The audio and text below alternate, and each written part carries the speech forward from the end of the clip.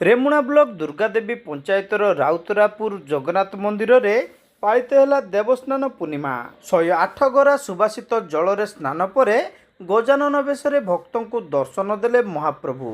देवस्नान पूर्णिमा अवसर में बालेश्वर मयूरभंज जिला सीमांत रेमुणा ब्लॉक अधीन दुर्गादेवी पंचायतर भंजछड़ा राउतरापुर स्थित श्रीजगन्नाथ मंदिर रे चतुर्धामूर्तिंकर स्नान यात्रा संपन्न हो जाइछि। प्रारंभ में सकाळु सूर्य पूजा, गुरु पूजा, दश दिगपाल पूजा, अवकाश मैलम, द्वारपाल पूजा प्रभृति नीति अनुष्ठित होइतिला। पोरे मध्याह्न समय चक्रराज सुदर्शन, बड़ ठाकुर भाई बलभद्र, जगज्जननी माँ सुभद्रा और महाप्रभु श्री जगन्नाथंकर दारु विग्रह को सेवक माने गोटी पहंडी स्नान वेदी को विजे कराइतिले। महाराजा भावे प्रभात कुमार विश्वाल दियों सम्मुख में छेरा पहरा करथिले। घंट घंटा और मृदंगर ताले ताले तथा श्रद्धालुंकर जय जगन्नाथ ध्वनि गगन पवन मुखरित हो उठिथिला। स्नान वेदी रे चतुर्धामूर्ति विजे हेबा परे सेवक माने मंदिर परिसर रे थिबा पोखरीरु 108 गरा जल आनी सुबासित करथिले। एहा परे महाराज श्री विश्वाल श्रीजीव मानकु यथाविधि स्नान कराइथिले।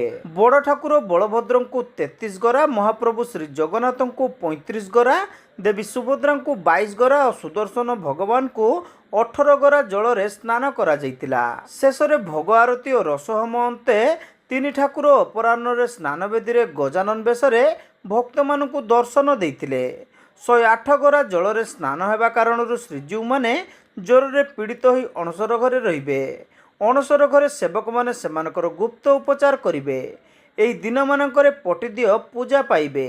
जुलाई 16 तारिख में चतुर्धामूर्ति उद्धार पर महाप्रभु रथारूढ़ा होई श्री गुंडीचा मंदिर को यात्रा करिवे बोली महाराज श्री विश्वाल और मंदिर मुख्य पूजक पंडित दयानिधि द्विवेदी सूचना दैछंती। सर्वप्रथम जगन्नाथंकर चरण कमल भक्तिपूत प्रणाम जनाउछि। हे महाप्रभु महाबाहु, मते सबुदिन यही शक्ति सामर्थ्य दियो तुमर सेवा करिबा पई। ये एक अलौकिक अनुभूति, अलौकिक महिमा। सकाळे सूर्य पूजा, मैलम आरती, तापरे पहंडी, पहंडी परे स्नान, स्नान परे एबे ठाकुरंकर गजबेश प्रस्तुति चली। या परे रसहोम विधि विधान अनुसार आमे पूरी नीति नियम को यदि संपूर्ण भाव में भी आपणाई न पारि किंतु ताहारी विधि की आपणई आमे सही परंपरा अनुसार ये राउतरा मंदिर जगन्नाथ मंदिर रे कार्यपंथा प्रत्येक वर्ष हाथ को नहीं था। चलित वर्ष मध्य सही भली पूर्व प्रस्तुति बैठक होइतिला। आमर पंडित मंडली, ग्रामवासी एवं मंदिर कमिटीर जो माने सदस्य समस्तंकर सहयोग साहाय्य एवं ए अंचलर लोक माने बहुत साधारण तांकर भल पाइबा, तांकर स्नेह श्रद्धा समस्त को बांधी दी थाए। मोर धारणा हुए प्रभु जगन्नाथ से कंठरे बसी समस्त को आत्मीयतार बांधी देवाई निश्चित संदेश दे था से शक्ति दे था। तेणु प्रभु को एति प्रार्थना करी ए अंचल कृषि प्रधान अंचल, चलित वर्ष ए अंचल शस्य श्यामल परिपूर्ण हो, चाषी भाई मानकर कुशल मंगलर वर्ष हो।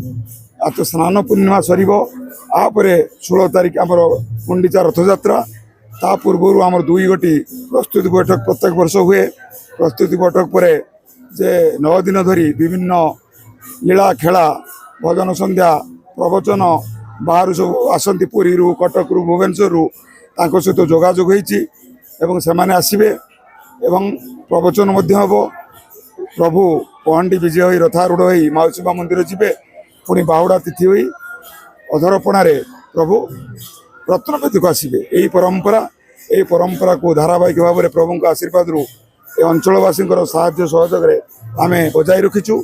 एवं पुणी थे प्रभु चरण कमल भक्तिपूत प्रणाम जनाई एति प्रार्थना करी, हे महाबाहु आमको शक्ति सामर्थ्य दिंतु तांकर सेवा पूजा ये सबुदिन करने सब मु निजे किसी करूना जहाँ हूँ प्रभु निर्देश रे प्रभुंर लीला। प्रभु क्यों मुहूर्त मत निर्देश दे जोड़ी देती मु निजे भी जाने किंतु प्रभुंर निर्देश जहाँ आसे से निर्देश को पालन करी आमे କାର୍ଯ୍ୟ କରିଥାଉ ଏବଂ କେମିତି କେମିତି କ'ଣ ସବୁ ହେଇଯାଏ ନିଜେ ଆମେ ଜାଣିପାରୁନୁ। ଆଉ ମୋର ଅନୁଭୂତି କହିଲେ ମୁଁ ଯେତେବେଳେ ପ୍ରଭୁଙ୍କର ସେବାରେ ନିୟୋଜିତ ହୋଇଯାଏ ମୁଁ ସେତେବେଳେ ବାହାର ଦୁନିଆ ଜାଣିପାରେନି। ମୋର ଲୟ ଥାଏ ପ୍ରଭୁଙ୍କର ପାଦପଦ୍ମରେ।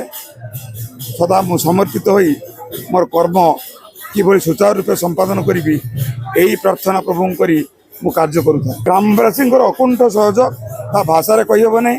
ମୋ ଘର ଯେଉଁ କହିଲେ ଏଠୁ 20 କିଲୋମିଟର ଦୂରରେ, ମୋତେ କିଛି କରିବାକୁ ପଡ଼େନି, ସବୁ ଏ ଗ୍ରାମବାସୀ ଭାଇମାନେ କରନ୍ତି ଏବଂ ତାଙ୍କୁ ପ୍ରଭୁ ଶକ୍ତି ସାମର୍ଥ୍ୟ ଦିଅନ୍ତି। ମୁଁ ଖାଲି ଗୋଟେ ପ୍ରଭୁ ମୋତେ ମାଧ୍ୟମ କରିଦେଇଛନ୍ତି। ମୁଁ ପ୍ରଭୁଙ୍କୁ ପୁଣି ପ୍ରାର୍ଥନା କରୁଛି, ହେ ପ୍ରଭୁ ମୋତେ ଏଇଭଳି ଅସୀମ ଶକ୍ତି ସାମର୍ଥ୍ୟ ଦିଅ ମୃତ୍ୟୁ ପର୍ଯ୍ୟନ୍ତ ତୁମର ସେବା କରିବା ପାଇଁ। ପ୍ରଭୁ ବର୍ଷକର 365 ଦିନ ପରେ ଆଜି ଦେବସ୍ନାନ ପୂର୍ଣ୍ଣମୀରେ ପ୍ରଭୁ ସ୍ନାନ ମଣ୍ଡପକୁ ଆସନ୍ତି।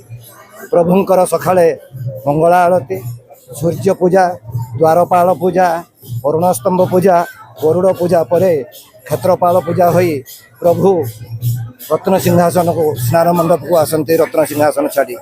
ଏବଂ ଗରୁଡ଼ ସ୍ତମ୍ଭ ପାଖରୁ ପ୍ରଭୁ ଦକ୍ଷିଣ ମୁଡ଼ ହୋଇ ସ୍ନାନ ମଣ୍ଡପରେ ଆସି ବିରାଜମାନ କରନ୍ତି ସେଇ ବଡ଼ ଭାଇ ହଳାୟୁଧ ବଳରାମ ଏବଂ ଜଗତର ନାଥ ଜଗନ୍ନାଥ, ମାତା ସୁଭଦ୍ରା ଦେବୀ, ସୁଦର୍ଶନ ନାରାୟଣ ଚତୁର୍ଧାମୂର୍ତ୍ତି ସ୍ନାନ ମଣ୍ଡପରେ ବିରାଜମାନ କରି ଶହ ଶହ ଭକ୍ତମାନଙ୍କୁ ତାଙ୍କର ଚର୍ମ ଚକ୍ଷୁରେ ଦର୍ଶନ ଦିଅନ୍ତି ଏବଂ ସମସ୍ତଙ୍କର ମଙ୍ଗଳ କାମନା କରନ୍ତି।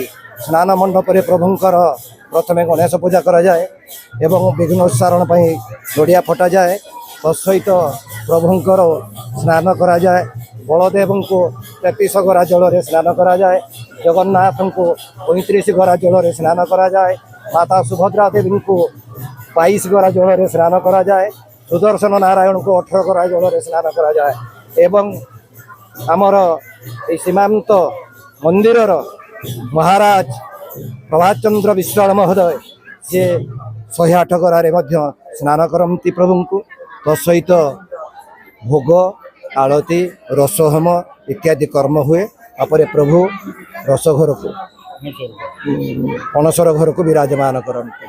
ଅଣସର ଘରେ ପ୍ରଭୁଙ୍କୁ ଏଇ ଯେଉଁ 108 ଗରା ଜ୍ୱର ସ୍ନାନ ହେଲେ ପ୍ରଭୁଙ୍କୁ ଭୀଷଣ ଜ୍ୱର ହୁଏ ଏବଂ ଅଣସର ଘରରେ ପ୍ରଭୁଙ୍କର ନୀତିକାନ୍ତି ଚାଲେ। ପାଞ୍ଚଣ ଲଗାଯାଏ, ଭୋଗ ଲଗାଯାଏ, ପାଳ ଭୋଗ ଦିଆଯାଏ, ବିଭିନ୍ନ ପ୍ରକାର ଔଷଧ ମଧ୍ୟ ପ୍ରଭୁଙ୍କୁ କରାଯାଏ ଏବଂ ସେକ ମଧ୍ୟ ଦିଆଯାଏ। ତାପରେ ପ୍ରଭୁଙ୍କର ଜ୍ୱର ଆରୋଗ୍ୟ ହୁଏ। ପ୍ରଭୁ ନେତ୍ର ଉତ୍ସବ ଦିନ ଶ୍ରୀମନ୍ଦିରକୁ ଯାଆନ୍ତି ଏବଂ ଦ୍ୱିତୀୟା ଦିନ ପ୍ରଭୁ ଶ୍ରୀଗୁଣ୍ଡିଚା ଉଭାଯାତ୍ରାରେ ଜଗନ୍ନାଥ ଶହ ଶହ ଭକ୍ତବୃନ୍ଦମାନଙ୍କୁ ଦର୍ଶନ ଦିଅନ୍ତି। ସମସ୍ତଙ୍କୁ ମଙ୍ଗଳ କାମନା କରନ୍ତି। ଭକ୍ତ ଡାକେ ଜଗନ୍ନାଥକୁ, ଜଗନ୍ନାଥ ଡାକେ ଭକ୍ତକୁ। ସେଇଦିନ ହିଁ ପ୍ରଭୁ ସମସ୍ତଙ୍କୁ ହିଁ ଦର୍ଶନ ଦିଅନ୍ତି। ଜୟ ଜଗନ୍ନାଥ, ଜୟ ଜଗନ୍ନାଥ, ଜୟ ଜଗନ୍ନାଥ। ରାଉତରାପୁର ସ୍ଥିତ ଶ୍ରୀ ଜଗନ୍ନାଥ ମନ୍ଦିରରେ ସ୍ନାନଯାତ୍ରା ଦେଖିବା ଲାଗି ମୟୂରଭଞ୍ଜ ଓ ବାଲେଶ୍ୱର ଜିଲ୍ଲାର ଶତାଧିକ ଶ୍ରଦ୍ଧାଳୁ ଉପସ୍ଥିତ ଥିଲେ।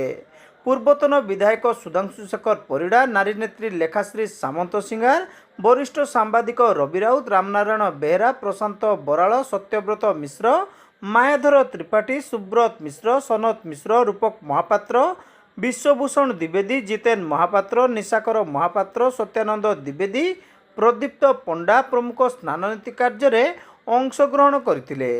ନାରାୟଣ ମାହାନା, ଅଚ୍ୟୁତ ମାହାନା, ଅଶୋକ ମାହାନା, ଭାଗବତ ବିନ୍ଧାଣୀ, ଅନୁ ମହାଳିକ, ସନ୍ତୋଷ ମାହାନା, ଆଦିକନ୍ଦ ପ୍ରଧାନ, କାର୍ତ୍ତିକ ସାହୁ, ଗଣେଶ୍ୱର ସାହୁ, ହାଡ଼ିବନ୍ଧୁ ବିନ୍ଧାଣୀ, ରବୀନ୍ଦ୍ର ଗାହାଣ, ପୁରୁଷୋତ୍ତମ ରାୟ, ସନ୍ତୋଷ ଦେ, ରାଧାକୃଷ୍ଣ ପାତ୍ର, ଗଜେନ୍ଦ୍ର ସାହୁ ପ୍ରମୁଖ ସମସ୍ତ କାର୍ଯ୍ୟ ପରିଚାଳନାରେ ସକ୍ରିୟ ସହଯୋଗ କରିଥିଲେ।